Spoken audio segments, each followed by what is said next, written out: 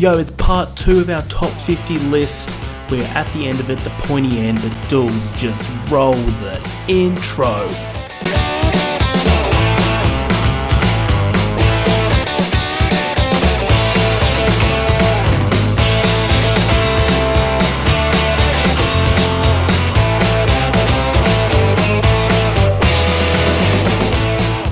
Yeah. Let's maybe speed up a little bit. Has, is it you or me? I think it's you. Has Saving Private Ryan. This is the war film to end all war films. It is unforgettable. It's got an ensemble cast, all of whom deliver unbelievable performances. Tom Hanks, Matt Damon, Vin Diesel. I think David Schwimmer's in there.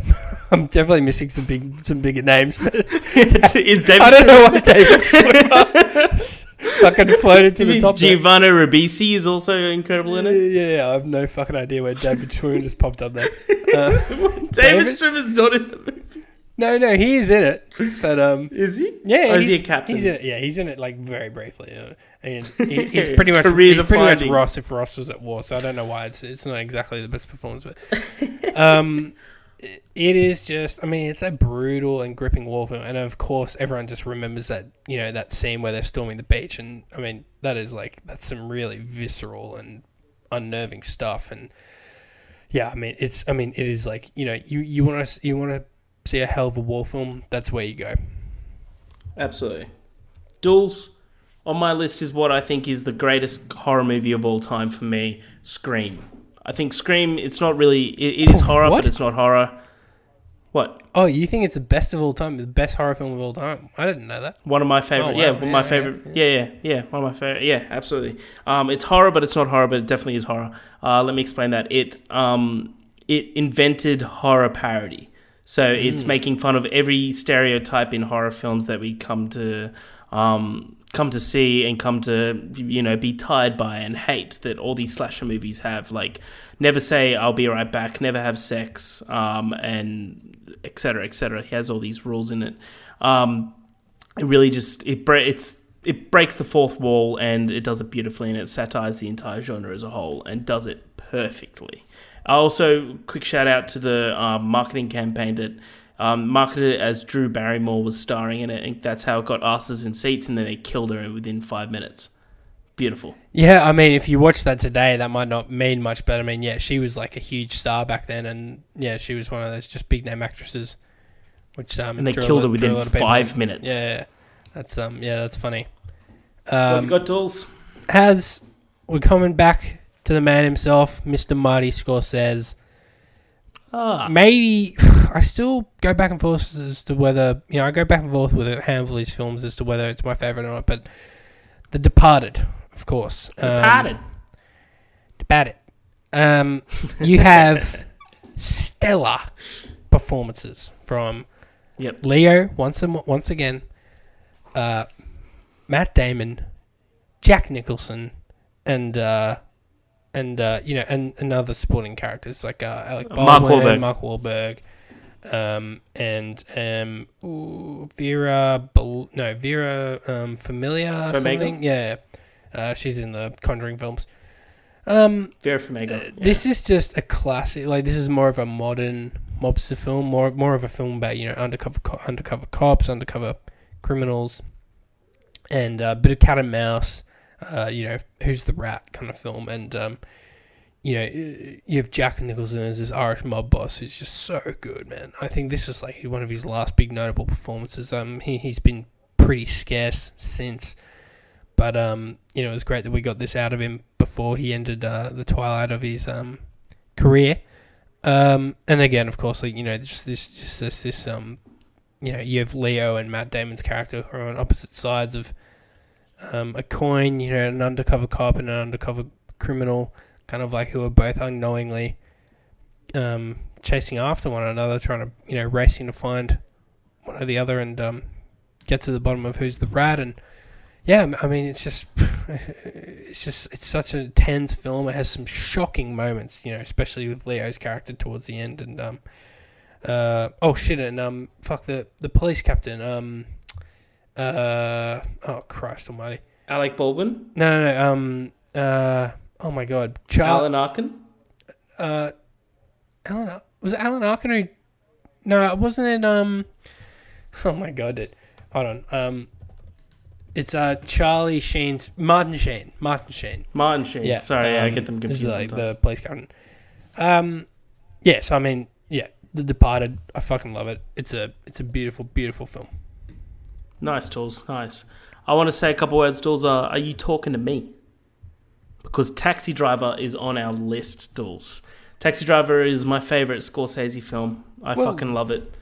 I think it's a perfect storytelling, and I think it's one of De Niro's best roles he's ever done. Really defined him, and it's a character piece. It's a character study. And it shows you the depth of like mental illness. And I think De Niro killed it, and I think the direction that Scorsese took it in was perfect. Nice. Couldn't. Yeah, it's not my favorite, but it's it's well up there. There's few films of Scorsese's that I don't love. Now a very, very recent film, one which entered the public consciousness in a big way and just blew up, unlike any other kind of like small independent film that we've really seen before, and not, mind you, any foreign film. I'm of course talking about Best Picture 2019, Parasite, directed by also Best Director winning Bong Joon-ho. Did I get it? Yeah, you did. It was so close. I was cringing. I was just like, man, I gotta edit this. Yeah, you dickhead. This was a complete curveball, this film. I mean, it is curveball the film. I mean, you just have no idea what to expect. I find it hard to believe that anyone listening hasn't already seen it, but, in a nutshell, it's about this, somewhat impoverished family who begins to kind of like sow the seeds of infiltrating another family, a more well-off family.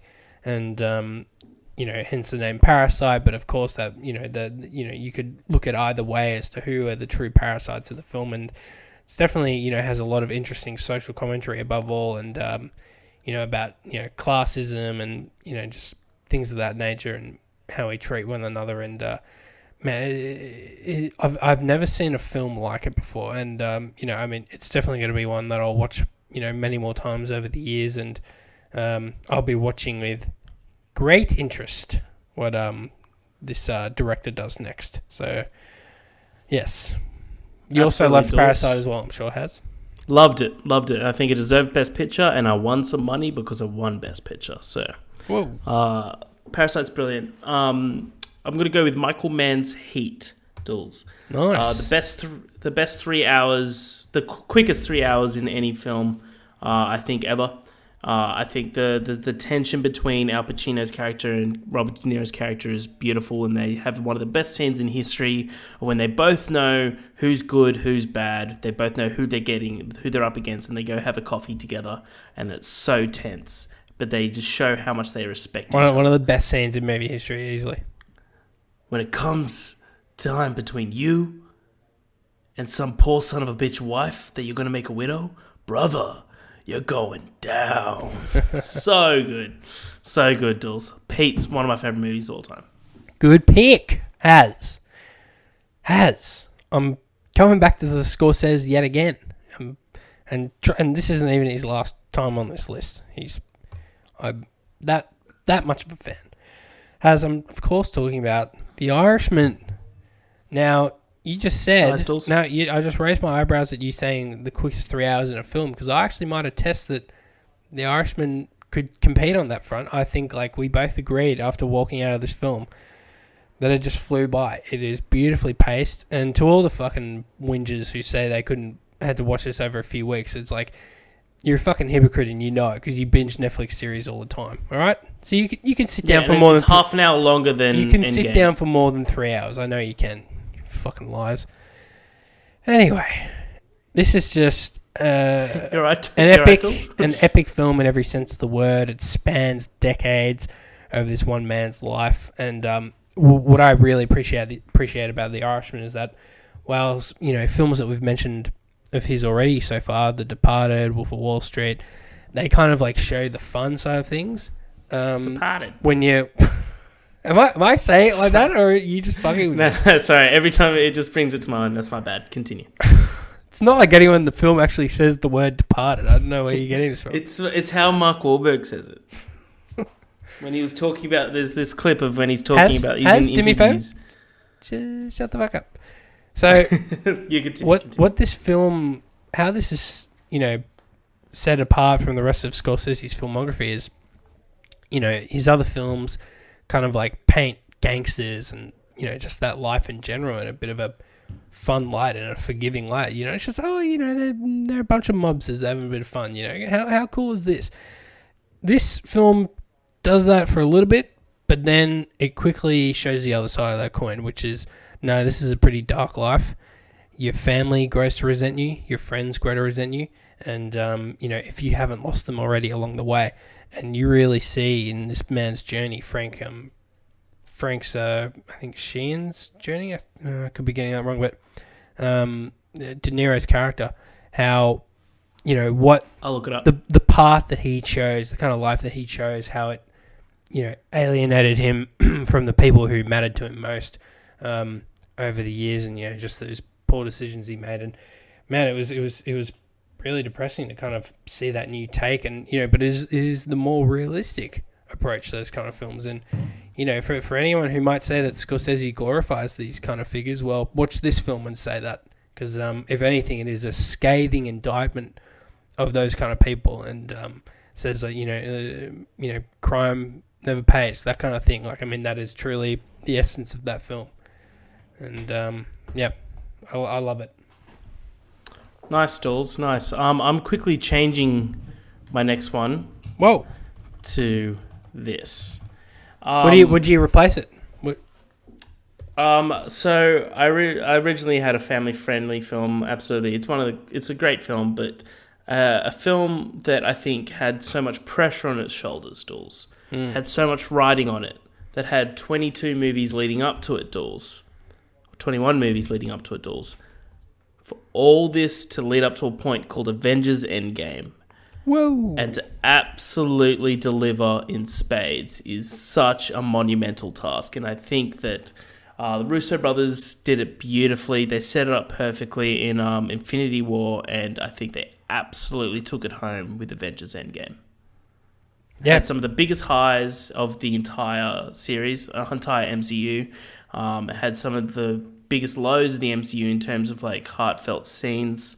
But mate, I'm happy to have that on the list because I love that movie 3000. I agree wholeheartedly. I think just the weight they had on their shoulders, like you said, to put a little ribbon on Phase 4 of the Marvel Cinematic Universe. I mean, it was the impossible task, and they somehow pulled it off. And that moment where Cap picked up Mjolnir, Thor's hammer, that will just forever go down as one of the greatest moments in movie history. I mean, the audience went absolutely nuts. That was one of those moments where if you didn't see that on opening night or opening week with a packed theater, then you really missed out big time. Agreed. Yeah, because that's just like, that's something we'll never forget. I like that a lot. This was briefly brought up earlier, but just I love this film so much. I think it's, what film is it, Dawes? It's a rare, like it's really close to perfect. I fucking love this movie. It is Casino Royale. It is the first outing for Daniel Craig's iteration of James Bond. It threw away a lot of, kind of like almost sacred conventions of James Bond. It just like him being a gentleman, him being this very suave, kind of like no nonsense character. Daniel Craig's Bond wasn't afraid to be risky and a bit different. Like, this was a different interpretation of Bond. We hadn't really quite seen this before. He was a bit reckless, like he wasn't afraid to get dirty. Like, this was definitely a grittier kind of film compared to previous installments. And I think it paid off big time. I still think they're yet to top this again. I don't think it's I also think it's the best Bond to date. I think it's better than the classics. I love the Sean Connerys, but I mean, this is just, I mean, this steps it up big time. And the action in it, Daniel Craig's performance, I mean, everything about it, man. I mean, it's so perfectly paced as well. It's like a 2.5 hour film. It's a big movie, but I mean, it flies by because you're just having such a good time. Yeah, love it. Yeah, Casino Royale is a beautiful film. Love it. It's not one of my favorite Bonds. It's up there. It's definitely probably my top 5. So I totally understand why it's on this list. Great addition. You said it yourself, Dools. What I like to bring onto the list, Dools, is Apocalypse Now. An absolute classic of a film. Again, this movie was made out of madness. There's all these stories that came about that Francis Ford Coppola went way over budget, but they just couldn't get a hold of him because he was in the middle of a fucking jungle making this film. And basically he was going insane, and all the crew thought he was an absolute madman. But he came out with what is one of the greatest war movies of all time, Apocalypse Now, and it's just a pure descent into madness. What this film depicts. I think it's awesome, and it still lives up. And the new 4K remake is so fucking good. It looks like it was made this year. Yeah, I was gonna say we were just floored when we saw the re-release that was remastered in 4K. I mean, yeah, as you said, it looked like it could have been made, a film that could have been made in the past few years. I mean, it was unbelievable. Excellent pick, Has. That is an excellent. Thanks, film. Jules. Appreciate it, Jules. Has no top 50 film list would be complete without a mention, without an inclusion of Star Wars. And of course, we're gonna have the undisputable best Star Wars film on there. It's of course Episode 5, The Empire Strikes Back. 8, The Last Jedi. What is there to say about this film? It was never meant to happen originally. Star Wars: The Adventures of Luke Starkiller was meant to be a one-off installment. And then that turned into Star Wars, which turned into Episode 4, A New Hope, which birthed many sequels, some of which we should never happened, but that's for another day. This is, I mean, it's such a cool movie. It's got it all. I mean, it's got, the action hero in Luke. It's got the incredible villain in Vader, the unbelievable at the time twist of him being Luke's father. The gunslinger Han Solo, the backstabber, Lando Calrissian, I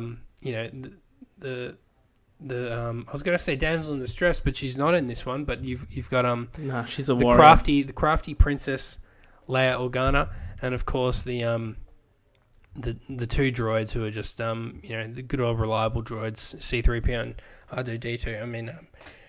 You got an incredible opening battle set in Hoth. You've got Luke learning about the ways of the Jedi with Yoda, and just and some great sequences in Cloud City. There's a reason it's considered the best Star Wars film. It's just it's got that fight with him and Vader towards the end is incredible. A brutal cliffhanger, which at the time, if you had to wait 3 years to see what happened to Han Solo and Luke, you'd be like, this is fucked. This is torture. Like, could you imagine being back in the day, having to wait 3 years to see what happened next? Oh, my God. It'd kill you. Yes, I mean, we both agree on this. I mean, it's one of the great films of all time. It's the reason we love Star Wars. Absolutely. Love it. Yep. It's one of it's in my top 5 of all time. It will always remain there. Nice. Got a special place in my heart for that film. Watched it on the weekend, Dulls. I watched it on the weekend and I built a Lego Millennium Falcon. Like, not gonna lie, that's what I did, and had an absolutely beautiful time doing it. And that apartment door of yours must be a revolving door for bitches. Yeah, how does your mum's house feel? Whoa, hey! Fucking hell, below the belt.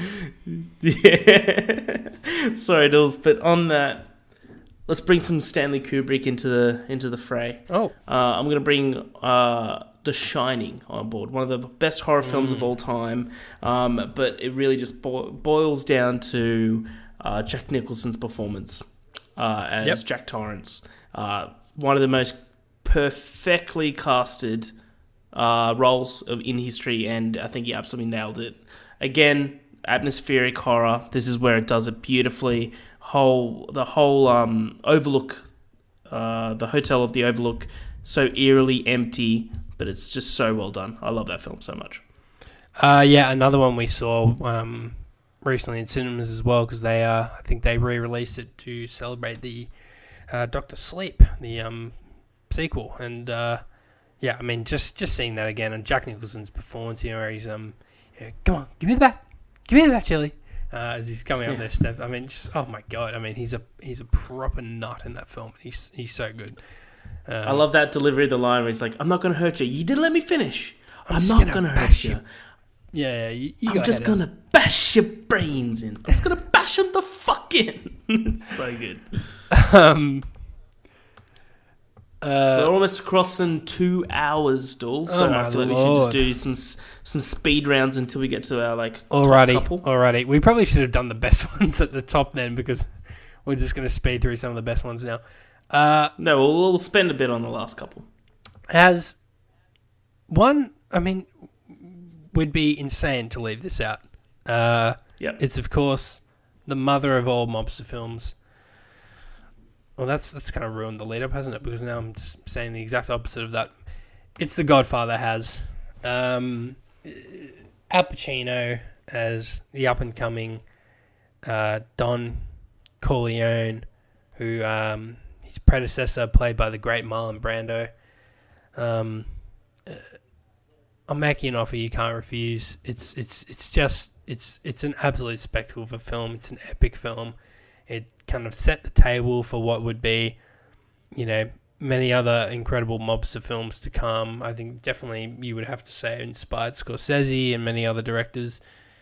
Just great performances, just a compelling story. I mean, I haven't watched it in a while, so I can't go into specifics, but I mean, it did stick with me for a bit, and I also got a confession to make in regards to these films. I watched part 2, love part 2, and I know it's going to come up, but I never, because of what I heard about part 3 and how sour people were on it, I decided to never watch it. As I'm going to ask you here and now, should I just go ahead and watch it? I mean, is it worth watching, or is it that bad? It's worth watching. It's not nowhere near as good as part 1 or part 2, but it's worth watching. Okay. I should probably fix that soon. Nice. So yeah, nice. The Godfather. Good pick, Dools. It should be on every list. Another one on my list, Dools, is my favourite movie of all time. I've always said this. It's 12 Angry Men. 1967 version. The movie is sensational. It's the best script ever made, I think. The whole movie is about 100 to 110 minutes long. It takes place in this one room of these 12 jury members deciding the fate of one 18-year-old kid who's tried for murder.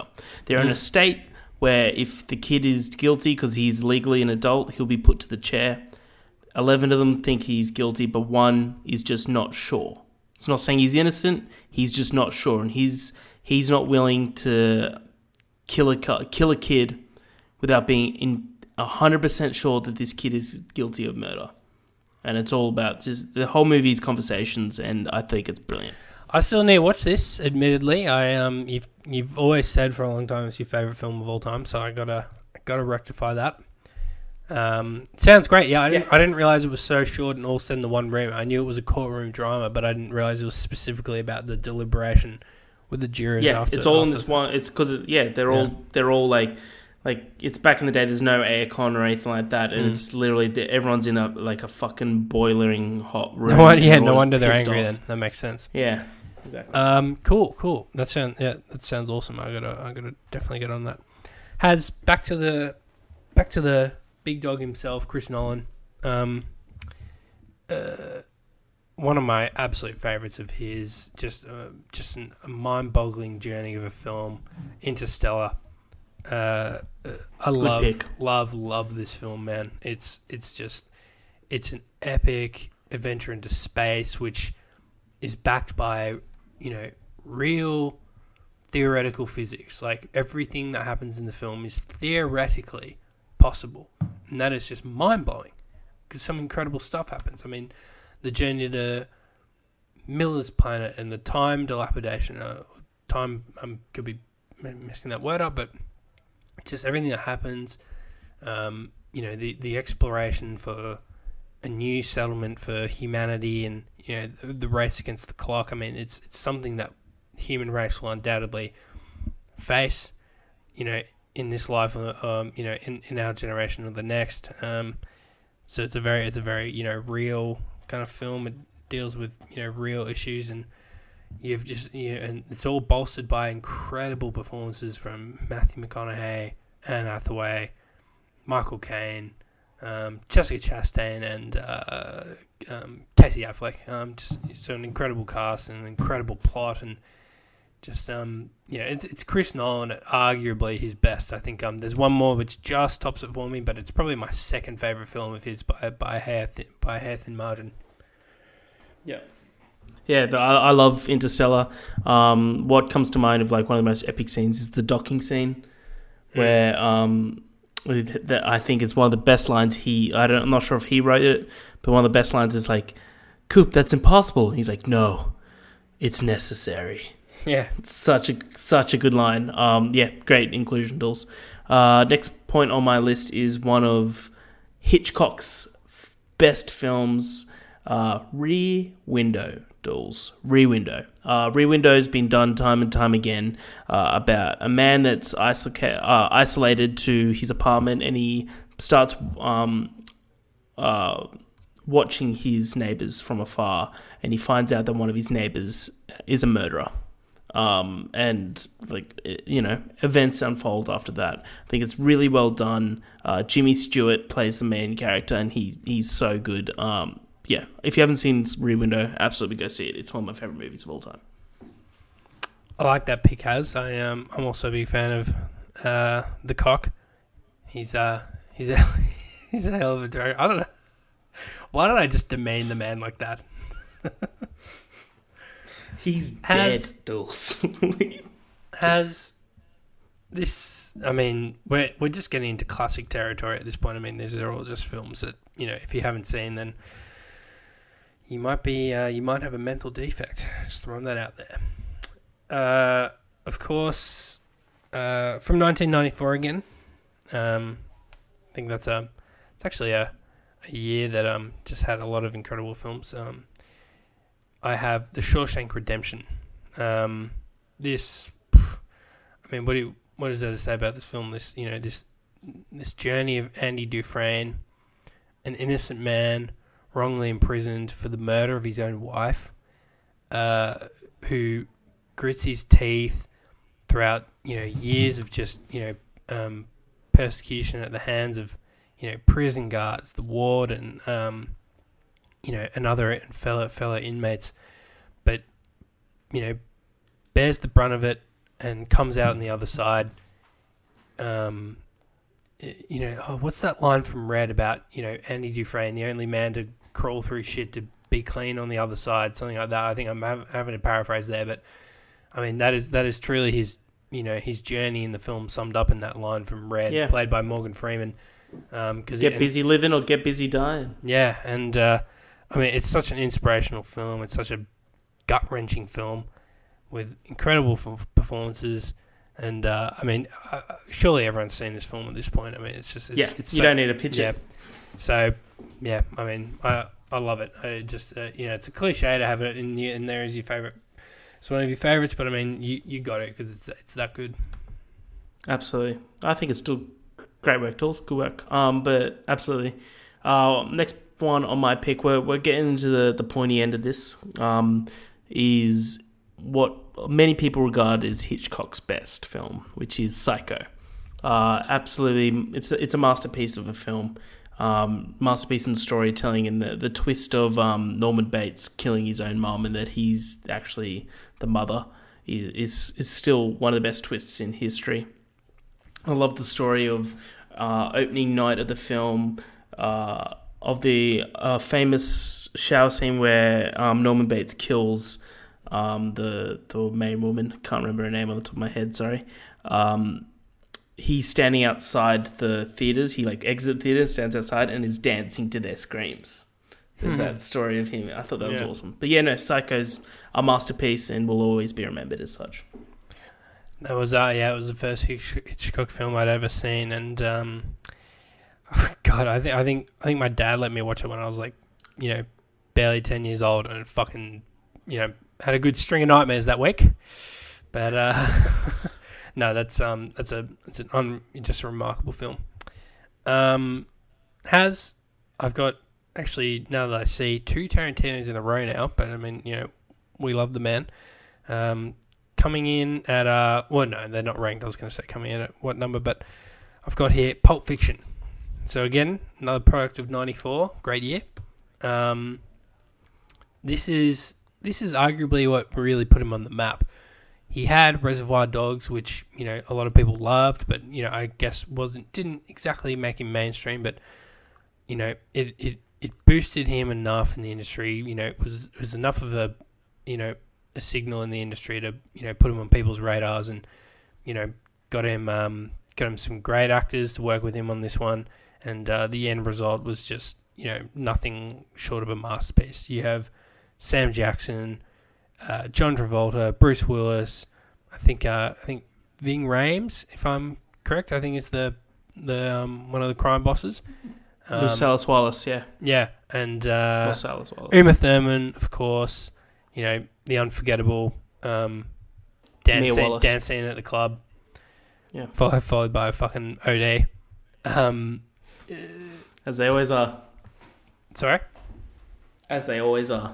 So yeah, I mean this film. So it bounces. It also kind of like has an interesting storytelling device in the way of the kind of like, I guess, jumbled timeline where things are out of place, but you don't really know that until later on, when you might see a character who died in one scene reappear later on, and that kind of like threw audiences for a loop. And we hadn't really seen that done in any meaningful ways before, and it was such a unique storytelling device. And I think just made for a great way to present the various character stories in this film. And I mean, just so many iconic moments. But I mean, one can never go past the Ezekiel passage recital from Sam Jackson in that, when he's in that apartment with those guys, and the cafe scene at the end where he talks this guy out and negotiates with Tim Roth's character to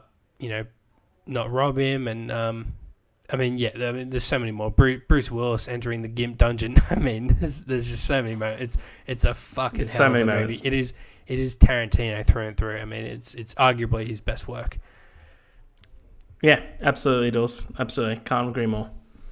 Entering last, we got a small handful left.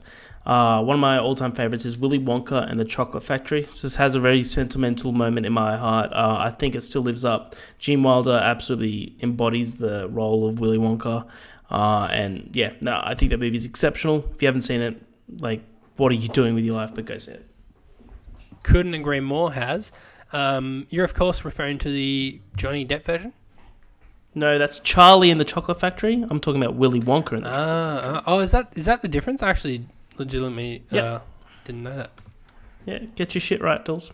Oh, well, apologies, Hans. Yikes. We're wrapping up.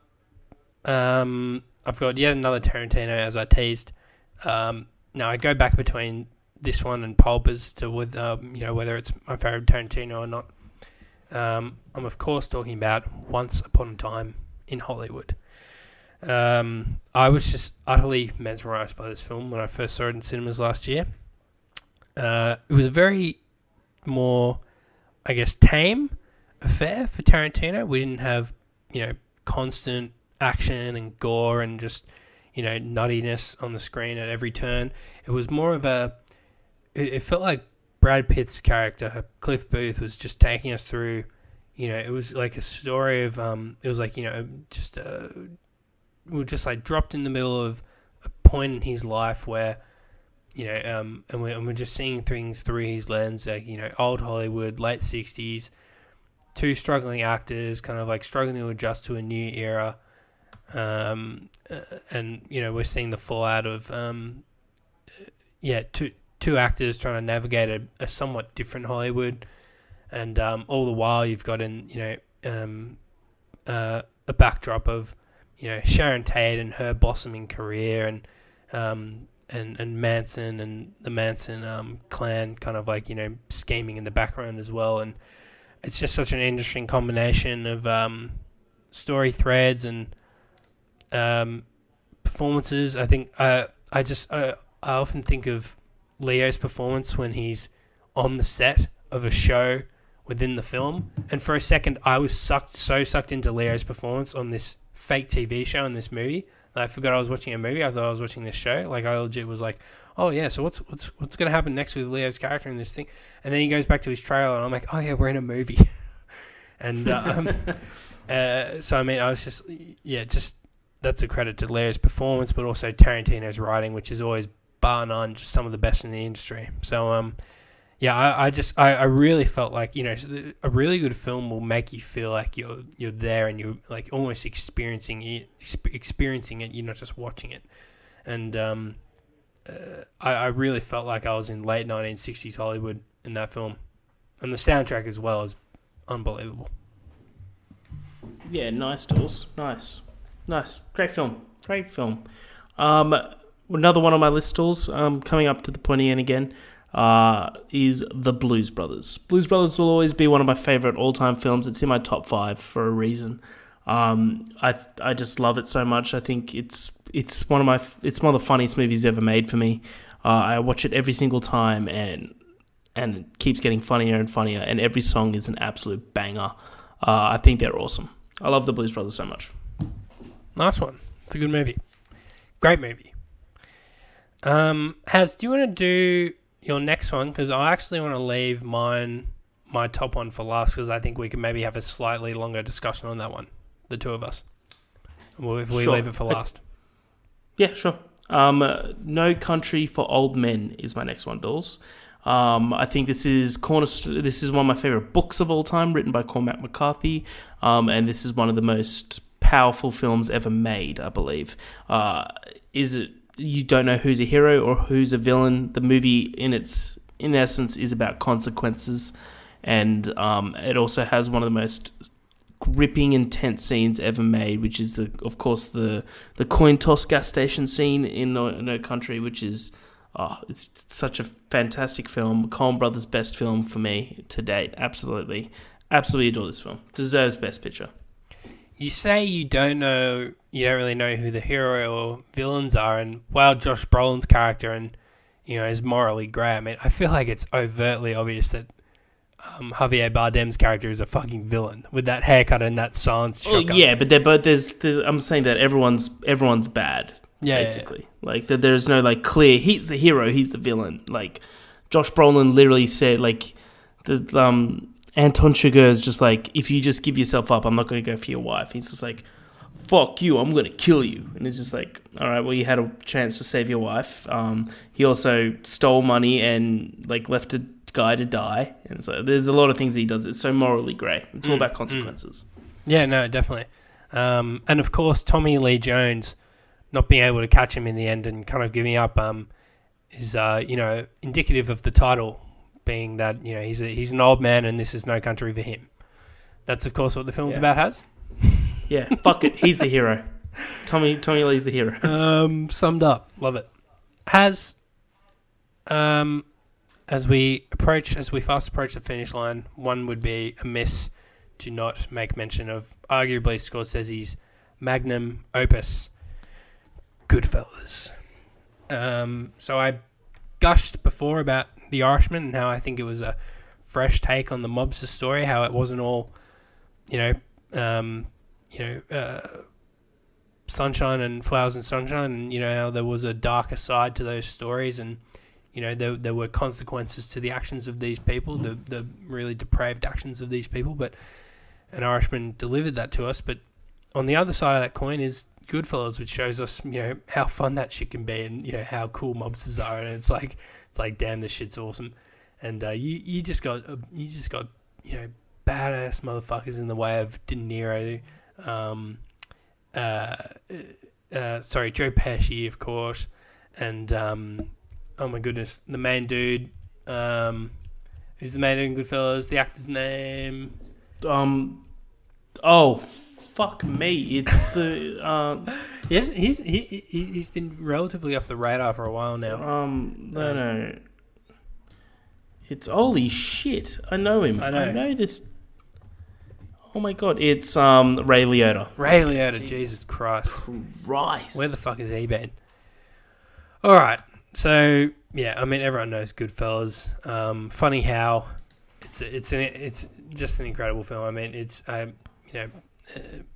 still probably is my favourite Scorsese. I mean, I think about whether The Irishman tops it for me, and I don't know, maybe on one day it does and the other it doesn't, but Goodfellas, I think, is just, it's just, there's something about it. Paulie chopping the garlic, I mean, just shit like that. I mean, there's so many little details I love about that movie. But yeah, everyone knows Goodfellas. Yeah, great film. Can't agree more. Second last on my list is one of my favourite comedies of all time, Ghostbusters. Ghostbusters is brilliant. Absolutely love it. It's scary when it's supposed to be scary. It's funny when it's supposed to be funny.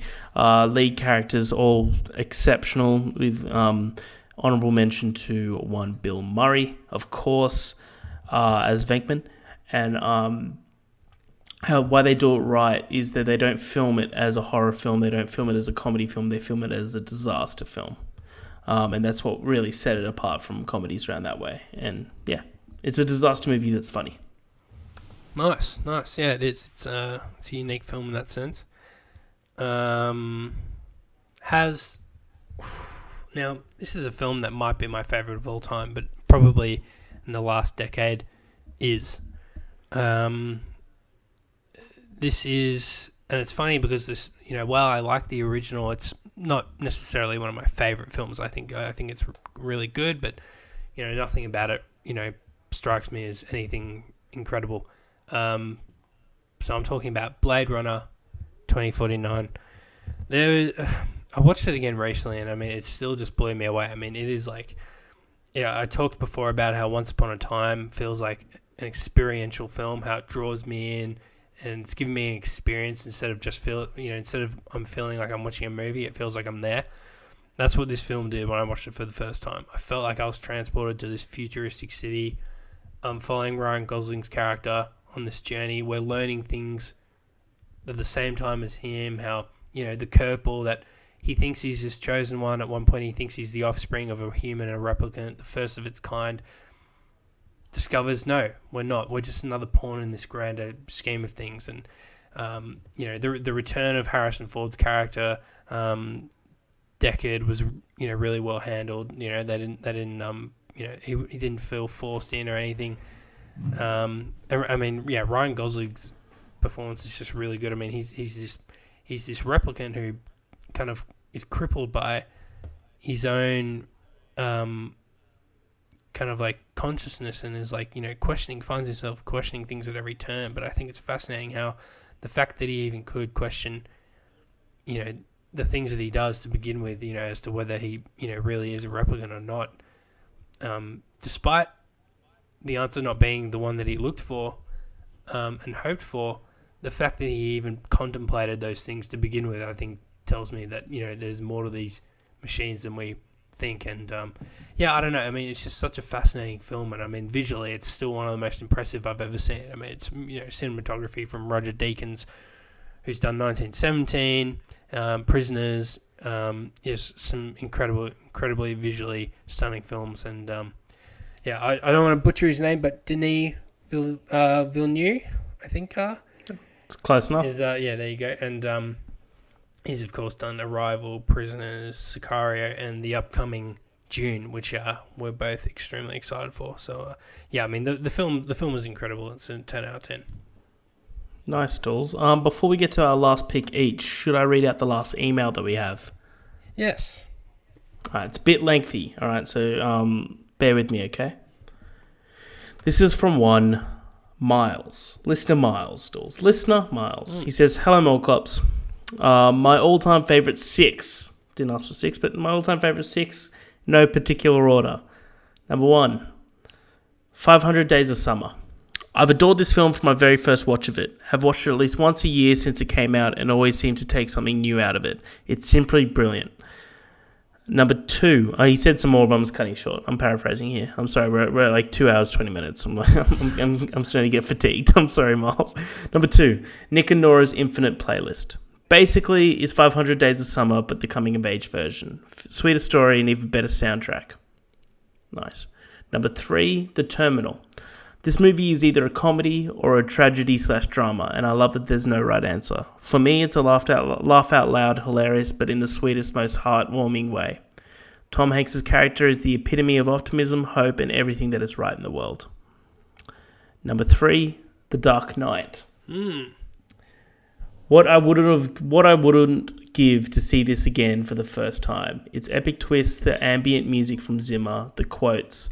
The Batman vs. Joker is an unreal matchup and is so hard to do justice to those characters.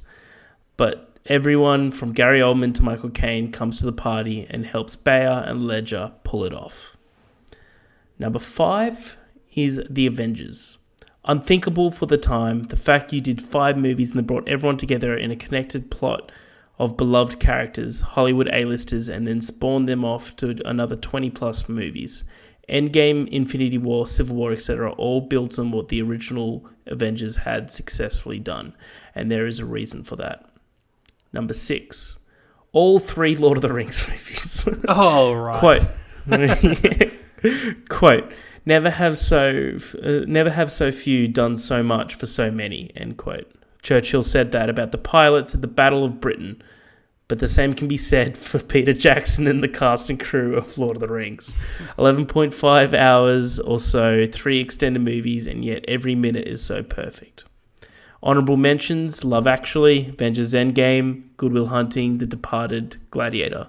Also, since you asked, movies that by no means my favourite, but are brilliant and deserve more recognition, is American Pie: The Reunion. Seriously, the best end to any film franchise, ties up everything beautifully. Fast and Furious 5, National Treasure, and both Andrew Garfield movies. Last bit of the thing, Dools.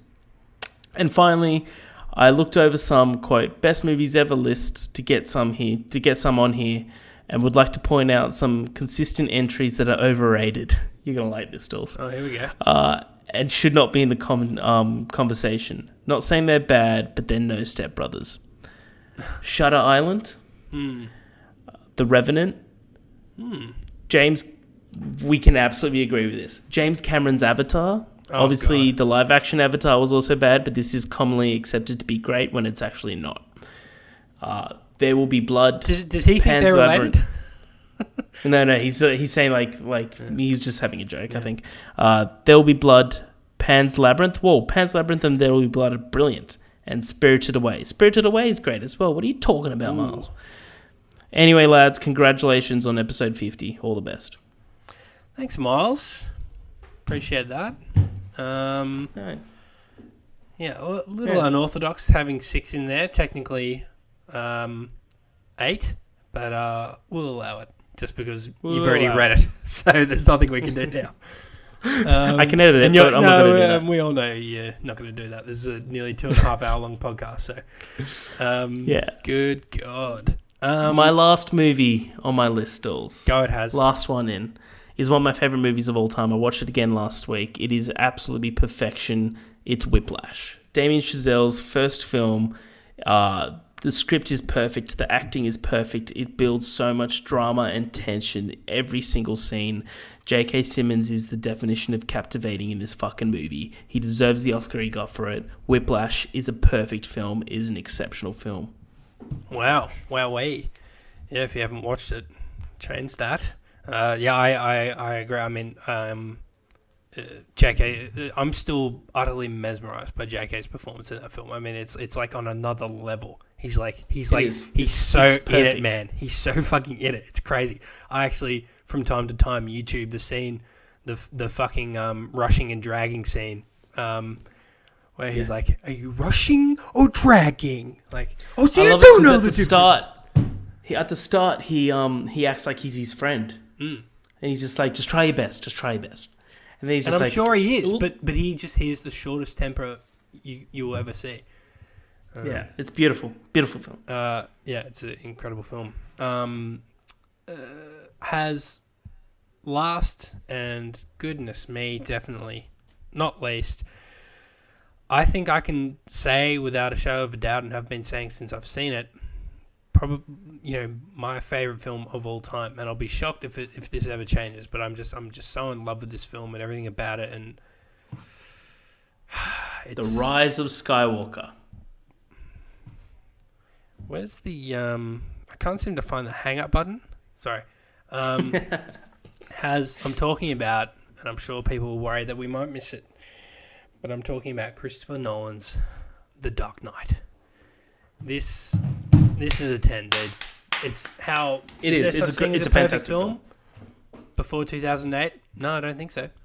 But you have Christian Bale's Batman, already proven in Batman Begins. The guy's capable. We get a great Batman from him. But that's not why this movie's good. We get one of the most enthralling performances, one of the most subversive performances from Heath Ledger, the dude in A Knight's Tale and Brokeback Mountain. What are you, insane? You cast him as the Joker? Yeah, Christopher Nolan did, despite what you naysayers had to say. And he came through big time. This is still talked about today as the benchmark for, just method acting and, and character studies. The Joker in this film, I know people love Joaquin Phoenix's Joker, and so do I. I think it's, he's to carry an entire film as the Joker is something else entirely. But I think arguably Heath Ledger does the same thing in this film. I think for me, he'll personally always be my favorite iteration. I think he's truly terrifying. He is, as Michael Caine's Alfred puts it so perfectly, a man who just wants to watch the world burn. Beautiful. He's terrifying in the sense that he has no motive. He has no goal. He simply wants to create chaos and watch the end result. He's the first and last person, at least in Chris Nolan's trilogy, that Batman could not beat. Batman didn't beat the Joker. He lost convincingly. His love interest Rachel perished because of his inaction, and he got beaten, and and he had to take the fall for Harvey Dent. I mean, dude, The Dark Knight, Batman just gets fucking thrown around like a rag doll, basically. I mean, he just gets fucking tossed aside. I mean, he just does not get a win at all. Because if you remember, like Harvey, they can't let Harvey take the fall, otherwise they know that the criminal, that him being revealed to be Two-Face will just ruin his image and all the work done to put away Gotham's criminals. So Batman has to take the fall and then go into hiding, and it's just so well done, man. I mean, Heath Ledger is the reason I just kind of always come back to this film is why it's so special. But I mean, what are your thoughts on it, Haz? I think The Dark Knight is something special. Like it's a very rare type of film to be made, especially nowadays. That I really am against it being called a superhero movie. I'm not sure about you, Dools. I'm very against it being called a superhero movie. Yeah, I don't consider it to be one in the slightest. No, good. I think it's a crime movie, a very, very well done crime movie with Batman in it. That's how I describe it. Yeah. I think I think you said it perfectly. Batman, in essence, has never been the main character of his story. It's always been the villain. And putting Heath Ledger in there was a risk. But god damn, did it pull off. Like, holy shit, did it pull off.